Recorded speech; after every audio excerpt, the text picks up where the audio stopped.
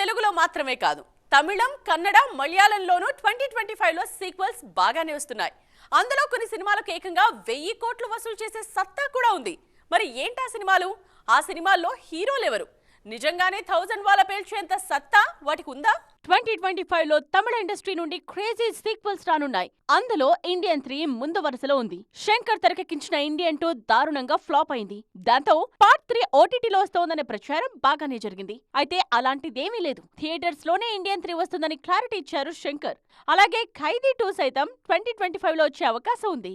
మలయాళ industry నుండి Lucifer 2 ఇదే ఏడాది రాబోతోంది. మార్చ్ 27న విడుదల కానుంది ఈ చిత్రం. పృథ్వీరాజ్ సుకుమారన్ తెరకెక్కిస్తున్న ఈ చిత్రంలో మోహన్ లాల్ హీరోగా నటిస్తున్నారు. ఇప్పటికే షూటింగ్ కూడా పూర్తయింది. మరోవైపు కన్నడ నుండి కాంతారా చాప్టర్ 1 రానుంది. రిషబ్ శెట్టి తెరకెక్కిస్తున్న ఈ చిత్రానికి 1000 కోట్లు వసూలు చేసే సత్తా ఉంది. కాంతారా సినిమాకు ప్రీక్వెల్ ఇది. పూర్తిగా కన్నడ సంస్కృతి సంప్రదాయాలపైనే ఈ చిత్రం రూపొందిస్తున్నారు రిషబ్ శెట్టి. ఇక హిందీలో మోస్ట్ క్రేజియస్ట్ సీక్వెల్ వార్ 2 రాబోతోంది. జూనియర్ ఎన్టీఆర్ ఉన్నారు కాబట్టి సౌత్ లోనే ఈ సినిమాపై అంచనాలు మామూలుగా లేవు. మొత్తానికి 2025లో అన్ని ఇండస్ట్రీస్ లోనూ క్రేజీ సీక్వెల్స్ వస్తున్నాయి.